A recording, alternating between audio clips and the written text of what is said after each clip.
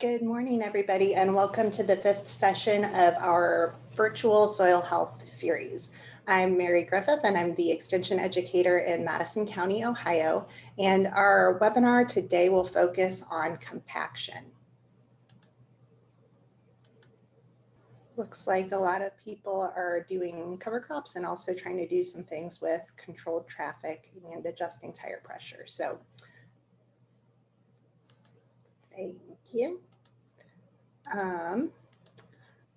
So our guest speakers today are Dr. Scott Shear and Doug Radcliffe.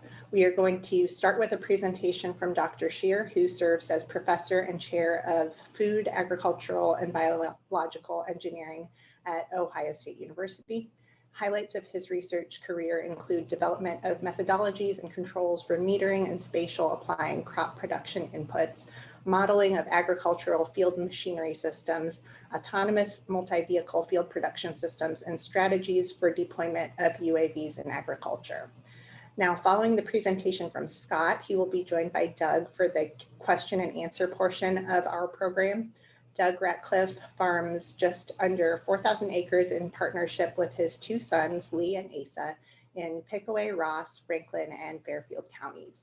They have partnered with OSU for the past several years with e-fields projects, including studies focused on multi-hybrid corn, row width studies in corn and soybeans, nitrogen side dress comparisons, tracks versus tires, high-speed planting, and precision tillage. So Doug and Dr. Scott Shear have worked together on some projects, and they'll hopefully be able to answer a lot of the questions that you have about the research that's presented this morning together. So with that, I'll hand it over to Scott. Thank you so much for being here this morning. Well, thank you very much, Mary. I'm going to go ahead and share my screen. Hopefully you can see my title slide up, Digging into Compaction. Good. Okay. So a couple comments before I get started here. This is a presentation that was put together by myself and Matthias Stetler. He's from Bern University in Sweden.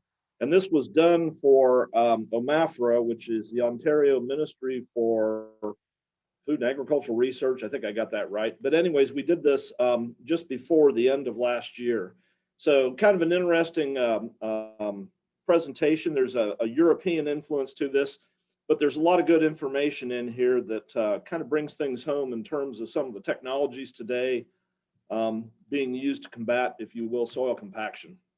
So age-old question, what is soil compaction? I'm not going to belabor a lot of points here, but one of the things that they've been doing at Bern University is they've been using some imaging techniques to look at void space in soils.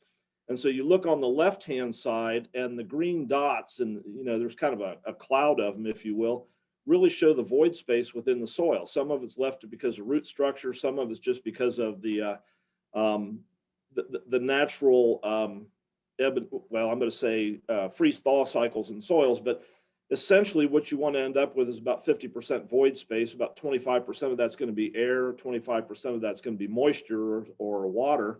And then the remaining portion of it's going to be the soil particles, organic matter content, and things of that nature. On the right-hand side, this is a soil that's been compacted by a traffic event. And you'll notice that the void space is considerably less and the void space is smaller. And that's really where we get into problems in terms of crop growth. If we don't have that mix, that about 50% soil, 25% void space for air, 25% void space for water, that's when we begin noticing the negative impacts to crop yield. So why is soil compaction more prevalent today than in the past? I don't think there's any question. You look at the size of farm equipment. It's just everybody's trying to be more productive. Everybody's trying to hit those windows, planting windows, harvest windows. We've had challenges, obviously, in the state of Ohio with some of the shifting weather patterns over the last 10 years. And again, there's been some pretty wet springs and some wet autumns in terms of harvest. How does compaction affect productivity? And again, this is some of the work out of Bern University, Thomas Keller's work. But basically, they've been doing a lot of work looking at that void space in the soil, but also looking at root structure. Left-hand side is a non-compacted soil, and you obviously see a deeply rooted corn plant in this case. On the right-hand side, though, we notice a much shallower rooted plant in terms of compacted soils. When we think about access to nutrients, we think about access to moisture during the growing season. Obviously, the plant on the left is going to be a much better position in terms of yield potential at the end of the season. Compaction really can be divided into two categories. There's going to be deep compaction and shallow compaction.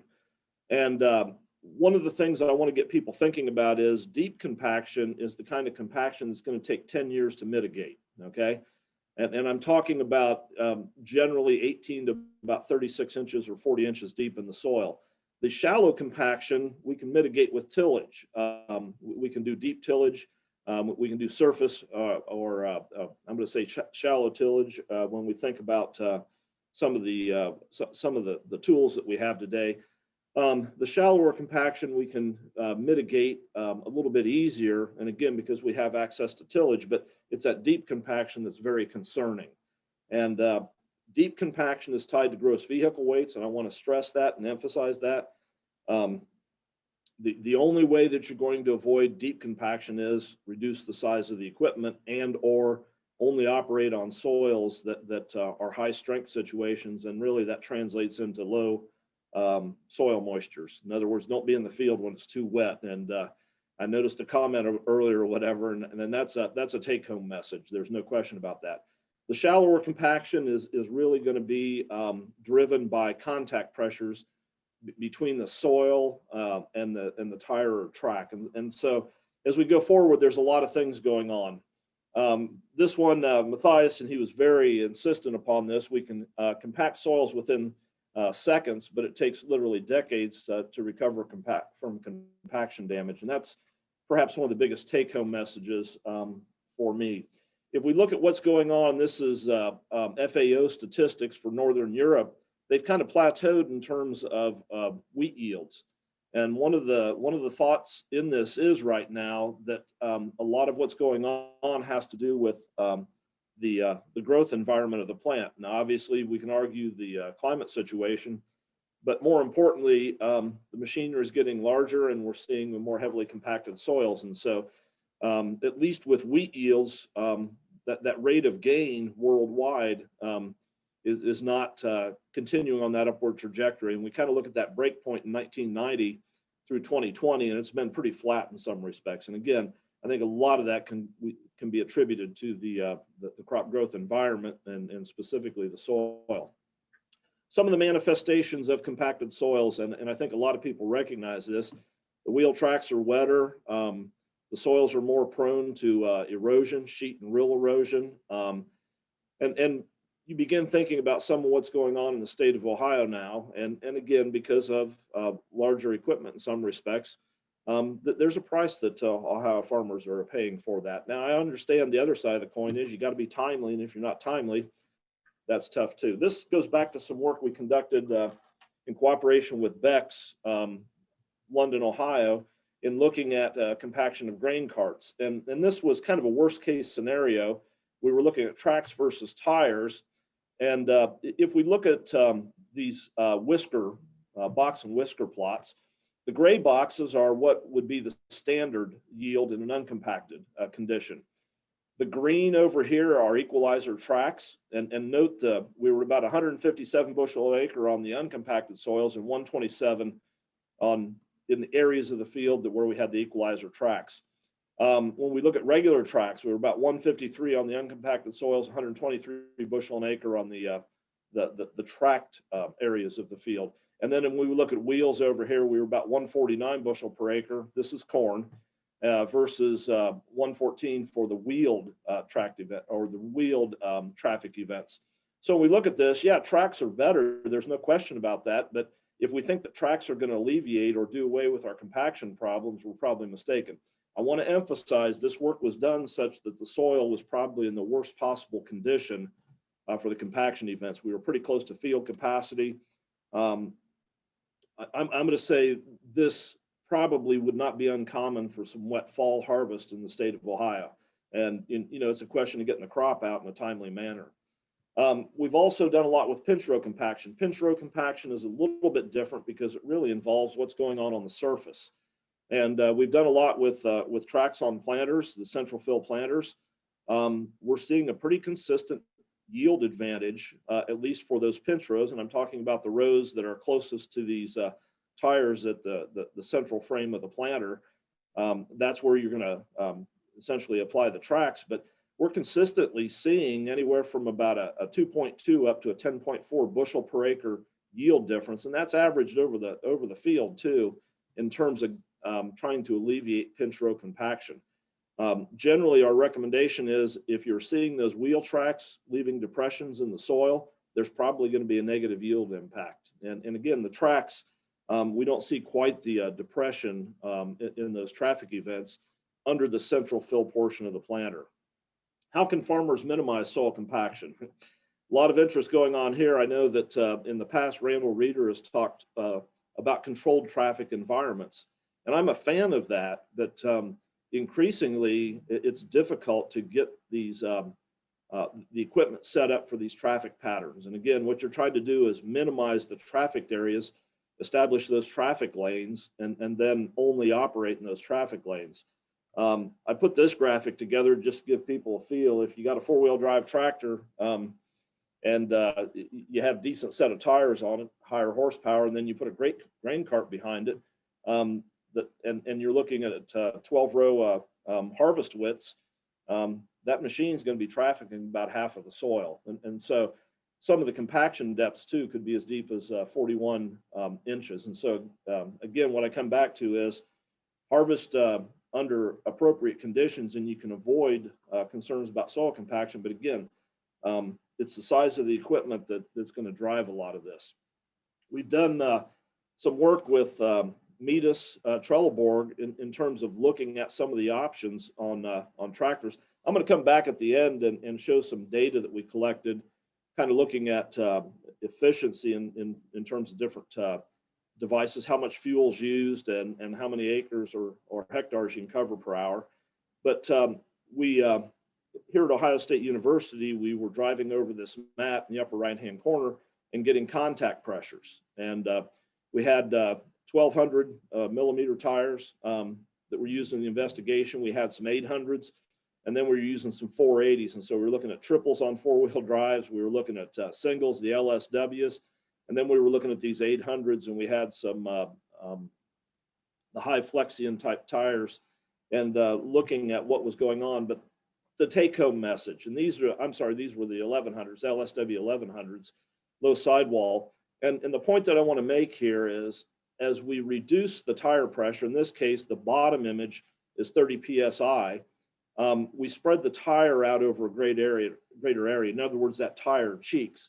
And so we're getting much more contact area up here. And if you'll note, we're reducing those average contact pressures. But the other thing to note here is that the contact area between the tire and the soil surface with a low pressure LSW tire is about 630 square inches. On the other hand, the higher pressure tires are at 460. And so my point is, with a lot of the new tire technologies, one of the ways to take advantage of that is adjust the inflation pressures appropriately in the tires. Now, there is some concern about roading this equipment in low pressures with low tire pressures because of the stability of equipment trains. And so I want to emphasize that. One of the things that they stressed at Byrne University is trafficking soils that are higher in soil strength. And so obviously dry soils are going to have very high soil strength. And if the soil is dry enough, I don't really care what kind of load you put on it. But that's not the case in a lot of times in the state of Ohio when we look at wet springs or wet harvests in the fall. One of the things you can do to address the issue of soil strength is increase organic matter content. And that means the soils are going to be much more elastic and they'll be more resilient to some of these traffic events. Conservation tillage is another situation. So promotes good soil structure and better water drainage. Obviously, no-till is going to be a preferred situation for some farmers, but not all farmers find themselves in those situations. And so again, anything that can be done in terms of proper drainage of the soil is going to promote that good soil structure at harvest and in planting events. And then the other thing is getting the organic matter content up in these soils. new tire technology. One of the thoughts is use high volume tires, and when you think of high volume tires, it's going to be a higher or a greater section width of the tire, more tires on the axle. Might be a better way of thinking about it. But really, the target inflation pressure is going to be trying to get down into that 9 psi category. You got to be careful though, because you got to look at what the manufacturer's recommendations are on inflation pressures depending upon what the axle loads are. And so again, don't void the warranty on these tires. The other thought is to distribute the load on as many tires as possible. It could be duals, triples in some cases if you're forced into a row crop situation with high horsepower. The other thing is more axles, okay? And I'm going to show you some equipment out of Europe where they're taking this more axles very seriously in some respects. And then the general rule of thumb is try to avoid wheel loads, and I emphasize wheel loads here, not axle loads over 5 tons. What are the benefits of new tire and track technologies? This is a pretty good one because I think a lot of farmers are not necessarily thinking about the damage being done by sprayers. Generally, most farmers are going to operate sprayers when they're able to traffic the field, okay? And in some cases, the soils are going to be wetter than they should be, and we look at the size of some of the sprayers today, especially with tank sizes approaching 2,000 gallons on some of these bigger machines. But this was they mounted pressure sensors in the soil, okay, and these were little rubber bulbs, and they were able to drive over these and then look at the resulting pressures that kind of give you a feel for the stresses going on in the soil. I want to emphasize these pressure sensors were put at 3 different depths: 6 inches, which is the red, 12 inches, which is the black, and then 20 inches depth, which is the green, okay? When you begin looking at some of these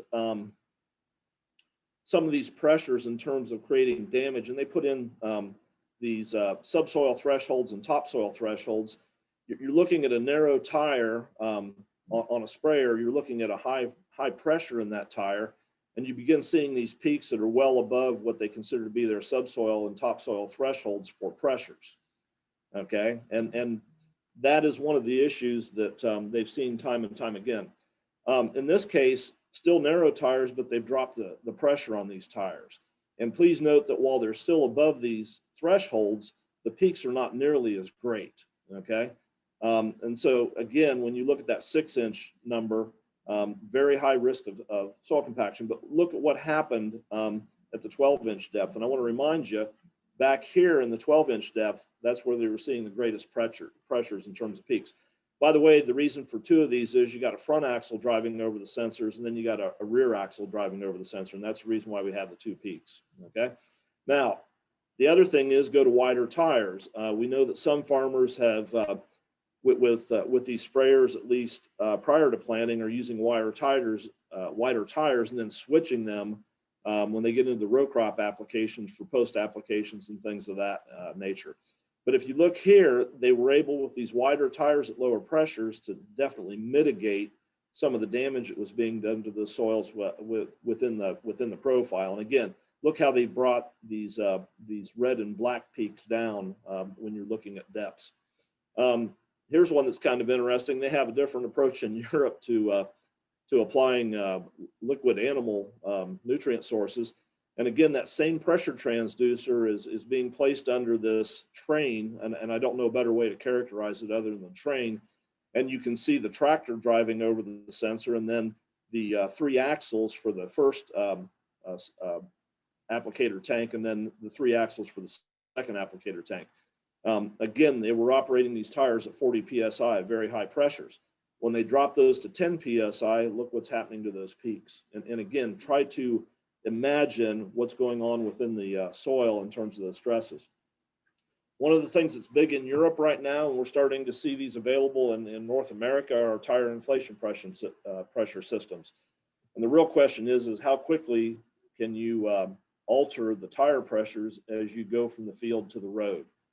We're starting to see companies like Fendt begin drilling axles on the tractors so that you can run these inflation pressure systems through the center of the axle. In this case, these are add-ons, and you're always going to have some sort of fitting here to allow us to allow the farmers to pressurize and depressurize tires, but you got to remember these things are rolling, so there's going to be a rolling seal on that inflation pressure system. And again, these are pretty vulnerable to being knocked off and creating havoc in the field depending upon the situation. Tires versus tracks, and this is kind of an interesting one.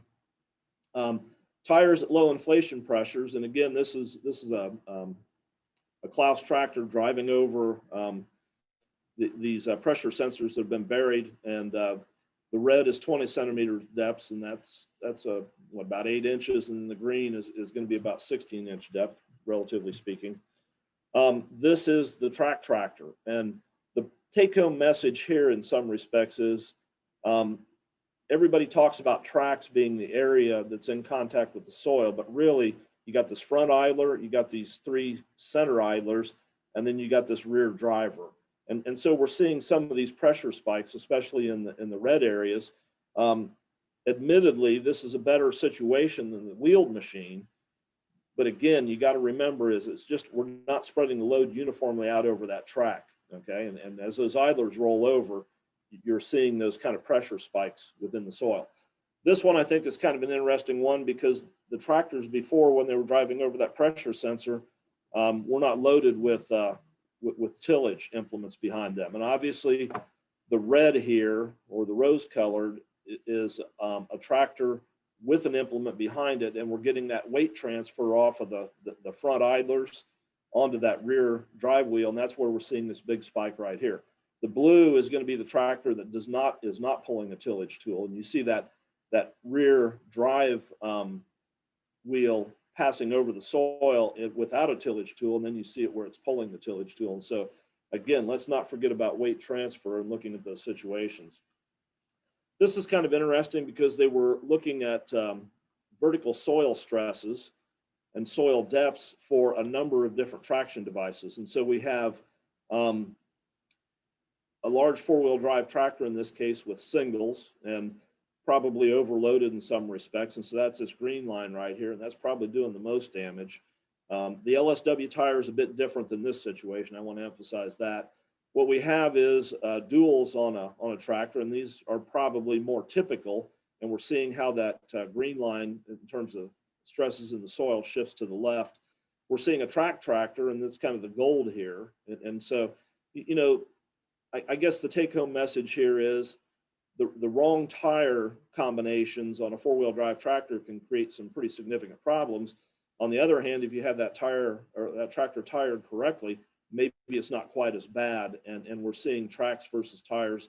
There being some parity between those two. Here we see tracks on a quad track, and that's the red line right here. And then this is a much lighter fixed frame tractor, lower horsepower, and you see where you're at over here. And so again, bigger machines are going to move things to the right, but you can influence these in some respects by looking at tire combinations on the tractor. This is some work we did this past summer, and one of the things we were trying to do is compare tires and tracks in terms of what's going on with our ability to cover acres per hour, and then also thinking about fuel use and some things like that. And so we had a quad track, and then we had a rubber tired machine, a Steiger in this case. We were running it with triples, and in the case of the triples here, they were 480s, 480 millimeter section width, which means it's a row crop tire. And then we were running 1100s over here, LSWs on it as well. We ran some 800s, singles and duals as well. But I just pulled this information out because I think it's kind of interesting. We got a quad track here with 36-inch tracks.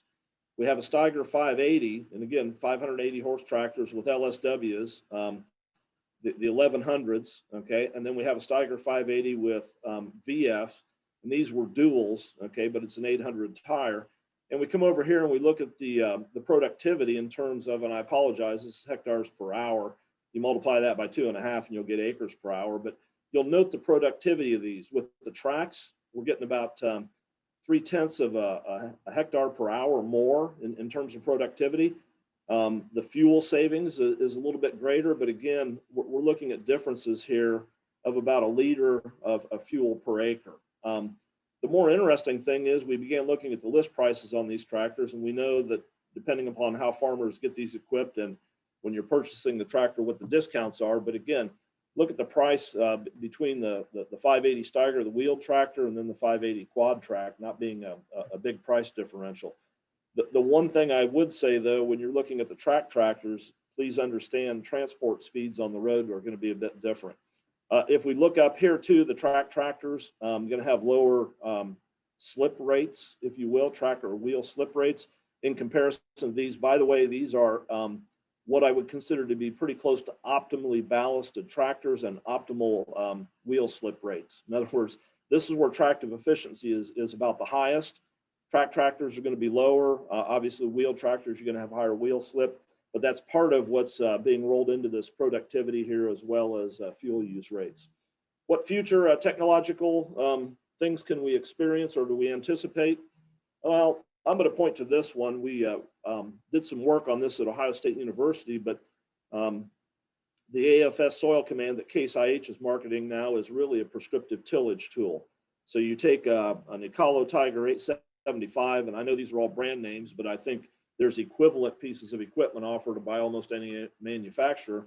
But in this case, what you're able to do is set that ripper depth and also begin to look at how you're going to manage the residue on the soil surface. And so prescription tillage implies just what it is. There's going to be a map that drives how that tillage tool adjusts itself as it goes across the field.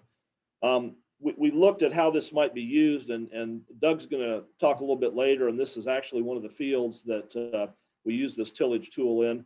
We were also looking at how the grain cart is loaded under harvest conditions. And so we may be able to use those traffic patterns of the loaded grain cart to give us kind of an indication how we might want to change the setup of that tillage tool as we go across the field. And then the other thing is, in this case, biomass incorporation. The green areas are very productive areas of this field, and you might want to incorporate a little bit more residue. On the other hand, there's some eroded hillsides, steeper slopes, and maybe we want to leave that residue on top. So again, all strategies for looking at how we might mitigate compaction. High-speed tillage is one of those things that's coming as well. I want to be kind of careful on vertical till devices because there's some concern over tillage pans that are evolving because of these tools. On the other hand, when you get into high speed, one of the things you can do is reduce the ballasted weight of the tractor and still cover a lot of acres per hour. And so there's some trade-offs here that are kind of interesting, but again, things are coming. We talk a lot about high-speed planting as well, and again, that's one of those situations where we might be able to reduce the overall gross vehicle weight, but still cover the number of acres as we go through the field. And then one of the things I'll point to is there's a lot of focus on how different manufacturers are addressing this pinch row compaction. This is the Fendt Momentum Planter, and I just use this as an example. A lot more flexibility to that toolbar, and again, what they're trying to do with this planter is spread that weight out from the central fill portion of it more uniformly across all the row units, as well as the wheels that are carrying the toolbar. So with that, Mary, I'm going to stop there, and I think we can probably go towards any questions that we might be able to address that people might have.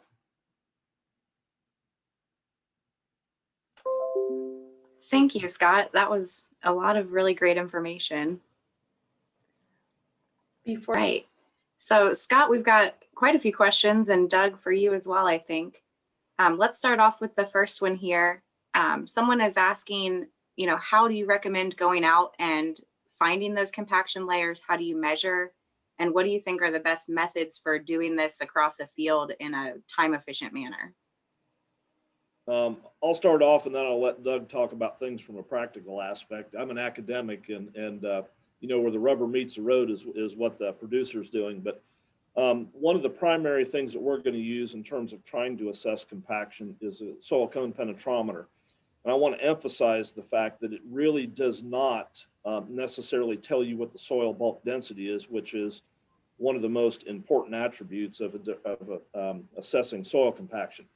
It is a measurement of resistance to penetration of the cone. This really should be done at field capacity. In other words, the soil profile really needs to be wetted up. If you're doing this in the middle of the summer with a soil cone penetrometer, you're going to get readings that really don't match up very well during the growing season with what the actual conditions are. In other words, as the soil dries out, it gets stronger, and you're going to get very high cone penetrometer readings. The general rule of thumb that we've been using, if you're collecting the cone penetrometer readings under field capacity, and that's, the soil profile's wetted back up, is 200 PSI readings is where we start to get concerned. We know that there are negative effects to crop yield when we get to 300 PSI. And so again, it's probably one of the best tools to use. When you're taking those measurements, the cone has to be moving down through the soil. If it stops, it's not a valid measurement. And so again, there's some very modest cost devices around with gauges on them, and that's going to be one of the best indications.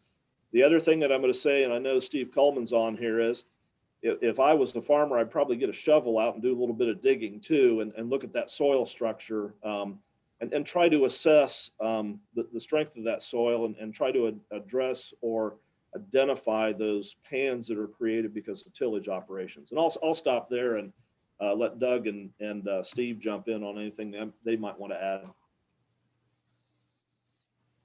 Well, what we've done in the past, especially through the prescription tillage that we did with Ohio State, that we looked at not only our experience in the field that we tested, because we knew where those spots were. We looked at topography, and then we put together a plan to distribute how deep we went in certain areas, how we kept the crop that's still there, so we didn't have too much of a problem. We're worried about rocks, those kinds of things, but it's difficult to do it unless you actually know the field. This is one of those, it's great, you can take some point measurements, but it's very difficult to get this information on a resolution across the whole field.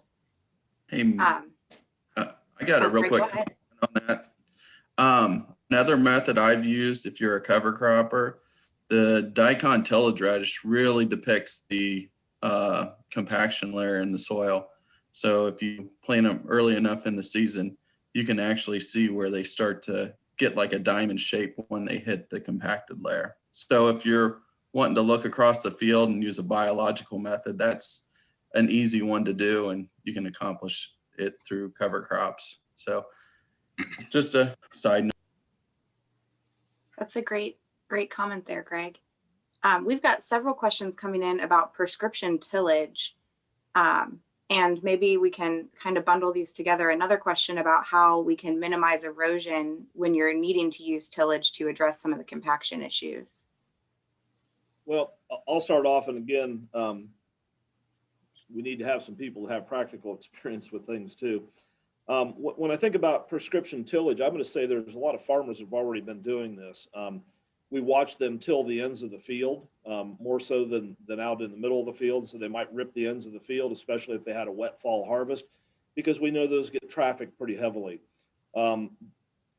There might also be center alleyways within the field that are heavily trafficked with grain carts. And so those are good candidates for deep tillage.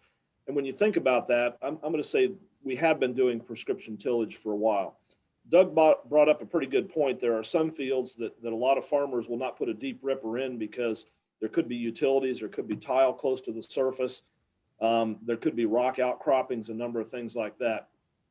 I think that's where really the prescriptive tillage is going to pay off in some respects. In other words, being able to set those tillage depths so you don't do damage in some of those locations. We have noticed some fuel savings, but again, at the end of the day, the question is, how are we impacting yields in that field after the tillage events? And I think that's a more important question. So I want to try to get you to expand a little bit on that. One of the conversations I know we've had a big benefit you see with prescription tillage is the ability to manage that residue differently across a field. So can you talk a little bit about the research you've done looking at that? Yeah, we know that especially some of these high yielding corn varieties under the right conditions, we actually get into a situation where the residue that's being left can affect the yields in subsequent crops. Now, it's more prevalent maybe when you get into Iowa and Illinois, where they were doing corn after corn in some respects. But we also know that there are some challenges getting a planter through those high residue environments. And so for those areas of the field that are high residue producing areas, those front disc gangs, you can run those at different depths and actually incorporate more of the residue. And so again, you got four different, at least on that 875, you got four different soil engaging components. Those can be operated independently of one another. Historically, farmers have set all those, gone to the field, and tilled the entire field the same. So it is a way to manage residue. By the way, the yield map is the best indicator of what the residue distribution is across the field.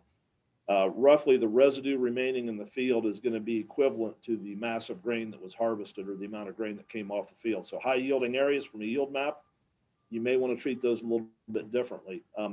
Again, I'll stop there and let anybody else add things in that might be of value. Well, my experience with the program, we saw tremendous yield increases. And again, what Scott said about putting the plan together was based on yield, topography, the actual experience that we had on the farm. But these fields had just been tiled, so we had to do some tillage there. But they've also got some areas that we had a lot of gravel ground that with rocks. We wanted to eliminate bringing those rocks up. So, but we saw about a 12 to 15% increase in yield just by using this program on a farm that we're very familiar with. So it was something that excited us, and we plan to do more. Yeah, I think it's a technology that opens up a lot of doors for being able to manage things spatially to get the best of both worlds, no-till and the benefits of tillage. We've got a couple questions. One asking about, have you seen any correlation between speed and compaction? And then another specifically talking about high-speed planters and shear compaction, where they're seeing a lot of issues. I'll address that. We have looked at those contact pressures between the tire and the soil surface. And under dynamic conditions, when the tractor is moving, we see those pressures at about 70% of what they would be if the tractor was parked on top of the soil. And so, yes, as we speed up the tractor, we're seeing a little bit lower pressures within the soil. I want to caution people, though, because we have to go back and look at what we're sensing with at the same time. In other words, we want to make certain it's not an artifact of the sensing technology we have as opposed to really occurring in the soil. I think the more important thing is, as we go to high speed, what we can do is reduce the ballast requirements on the tractor. And I think that's perhaps the more interesting thing in terms of what it might mean for compaction. When we were doing high-speed planting, when we go from 5 to 10 miles an hour, we double the horsepower requirement because of the speed, okay? And when you're going from 5 to 10 miles an hour, you can cover twice as many acres in the same amount of time. Well, if you think about it, we might be able to get by with a smaller planter and a smaller planter tractor and still cover the same number of acres. And so when I'm thinking about high-speed operations, I'm thinking about that ability to cover the same amount of ground. Okay, the tractor is going to be the same horsepower, but it becomes a much lighter tractor. And I think that's where the benefit's going to come in from high speed, if that makes sense. What we see is, especially with vertical tillage tools, when we start putting an angle on them and we start increasing speed and making multiple passes, we've seen a number of issues with compaction in that 4-inch zone. 3-4 inches that you're using that machine on. And we've had to eliminate some compaction areas with, say, like a max chisel to alleviate that. So the higher the speed and the more of an angle, you're getting more compaction, like the old plowshare layer that we had in the past. Yeah, and I think Doug makes a good point. Those vertical tillage tools, you have some pretty high point loads on those discs. And so there are a lot of farmers beginning to see some of those, I'm going to call them tillage pans, if you will, occurring at those depths where they're tilling. So We've had a few questions since we talked about measuring compaction about mapping. Are there any ways that you've had success being able to look at different data layers, whether it's aerial imagery or maybe something out of the planter data or tillage that gives you an indication of where you have compaction? I think one person specifically mentioned looking at draft. yeah, and there's a couple different things going on. When we look at downforce on planters, when we look at that applied downforce on a row unit, that really gives us a good indication of what's going on with surface compaction. I want to emphasize surface compaction because you're only engaging the planter several inches deep into the soil. On the other hand, some of the remote sensed imagery, and we have some of this from the Farm Science Review, because of traffic events in the field, you will see a change in crop vigor. And really what I'm talking about is when you're getting the crop close to canopying, you can really tell the differences of where those traffic events have been. That may be a pretty good indicator of if you're going to differentially till the field about where you might want to focus your tillage efforts on. And again, it's just the crop vigor. You notice those traffic events through the field, and you notice the crop may be, the corn crop may be a leaf or two behind in terms of its maturity, and that shows up in those aerial images. Well, for us, we've invested in Delta Force on all of our planters. And from our partnership with Ohio State, we've got some fields that go from gravel to peat moss to prairie all in the same pass. We've got some planter imaging that would be 40 pounds of an uplift to as much as 350 to 400 pounds down in the same pass. And the Delta Force has been a big benefit to us in what we've been doing over the last couple of years, especially. So Scott, we've got some questions targeted at your small scale equipment here. So one of them is— Hey, Elizabeth, I'm sorry. Can I jump in real quick? Absolutely. Yeah, sorry. Hey, Doug, I just was curious, following up on that. One of our earlier questions was about how do we actually monitor and measure compaction in the field? And I'm just curious at your thoughts about Delta Force and using downward force maps as a way to assess or look at surface compaction. Can you comment on that, or do you feel like it provides value in that regard too? We can see every track from harvest when we're running no-till with the Delta Force on our 2020, so we know where everything was at. So I mean, the history of knowing the fields over years helps us as much as anything. Trying to put a map together, working with Andrew out of Ohio State, trying to put something together has been difficult because there's no real technology. So I don't really know how I can answer that other than it's just experience and being able to use the technology that we have to monitor that. Great. So you had a moment to think about it here, Scott. So when we are looking at this smaller equipment, they want to know if there's a trade-off between having that smaller, lighter equipment, but then also having more trafficked areas within the field. One of the things, and I don't have the graphic, but I was showing you where we were looking at the grain cart being pulled by a four-wheel drive tractor with 800 duals on it. We were trafficking about half of the soil. When we begin looking at some of what we're proposing, and we're talking about track widths now, under 16 inches, we're down around 22 or 26% of the soil being trafficked.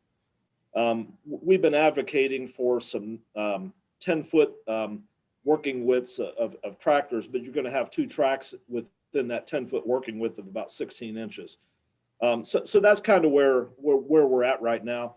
Yes, we're going to be trafficking the soil, but you got to remember, we're trying to keep our contact pressures under 6 PSI, and we're trying to keep our axle weights under about 5,000 pounds. And at those type numbers, I think compaction effects, at least as they manifest themselves in resulting yield, pretty much disappear, okay? I'm not saying that we're not compacting the soil, but what I'm saying is the effect on plant growth is substantially reduced. Okay.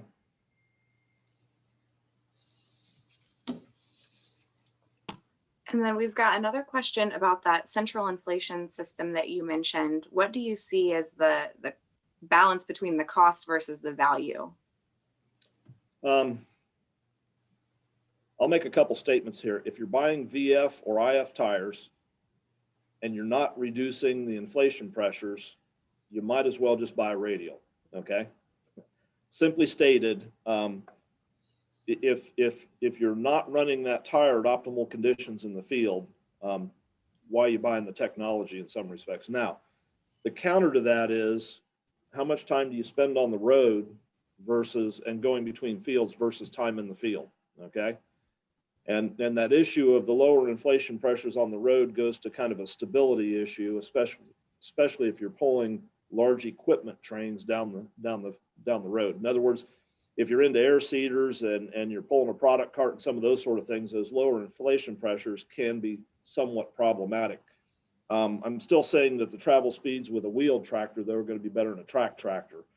The real question is how often do you go from the field to the road and back to the field? And that's where the inflation pressure systems are going to be more important. They originated in Europe, particularly because in Europe, most of the agricultural products are transported with tractors on public thoroughfares, whereas here in the US, we tend to use tractor trailers to move grain, okay? And so there's a bit of a difference. I think as these central inflation pressure systems come from the manufacturer, and again, when they start drilling the axles on the tractor, it changes the economics, okay? I liken it to auto steer. You know, inflation pressure systems are kind of in their infancy, but I think there's going to come a time where it becomes a standard feature on a lot of wheeled tractors. I don't think there's any question about that. But again, that is one way to take advantage of those IF and VF tires. And again, I encourage people not to void the warranties. There was a suggestion in Ontario with a bunch of farmers that you can actually go below what some of the manufacturers are saying about tire pressures. But again, I recommend not doing that because of the warranty on the tires. So I think we'll take probably one more question here, and I'm going to direct it first to Doug. We've got Ron here asking about whether or not there's any research going on looking at compaction and planting green. And I've got a comment that I'll finish with on that. But Doug, I know you've tried some cereal rye. Are you noticing any differences in compaction? Yeah, we did a number of acres a year ago, and in both corn and soybeans. It was kind of our first push to go into cover crops at a large scale. And we did a lot of digs, especially for some inoculation studies and some, it was unbelievable how we could get a shovel in the ground in some of this gravel ground that we farmed in Franklin County. And we saw yield increases, and the tilth of the soil was so much better just with cereal rye. This year we were limited on being able to get a lot done, so we're a little disappointed without being able to get more acres, but it's been a big plus for us. It was a challenge to try to get the planters through because we didn't get it killed in time because of the weather, but it was a big improvement. Yeah, I don't know if Scott or Greg want to add anything to that question. Specifically, I think they were asking about planting green, but I don't think we have a lot of data on that quite yet. We did that. If we all recall, 2019 was an interesting year. And, that year we were planting, and we generally do plant into cereal rye that was as tall as a tractor cab. So, but it seemed like we were able to carry the tractor and drill much better. Didn't see the cleat marks in the soil either, just because it seemed like you had that mat, that green mat. And we actually saved an additional herbicide pass too. So to the point of the compaction and running additional equipment over, that could be a method to reduce additional trips on the field. And Ron, just to let you know, we're starting a project this coming season where we're going to be looking at planting green and some other management techniques and how that affects soil moisture at planting. but you've inspired me to add maybe some compaction metrics in there. So stay tuned and see if there's any data coming out here over the next couple of years as we work through that project. And with that, I think Mary's going to put the CCA code up one more time for everyone. But thank you again to Scott and Doug and Greg for fielding questions today. I think a lot of great information has been shared. Thanks, Elizabeth, and thank you, Scott and Doug and Greg, for being here for our presentation and for the Q&A.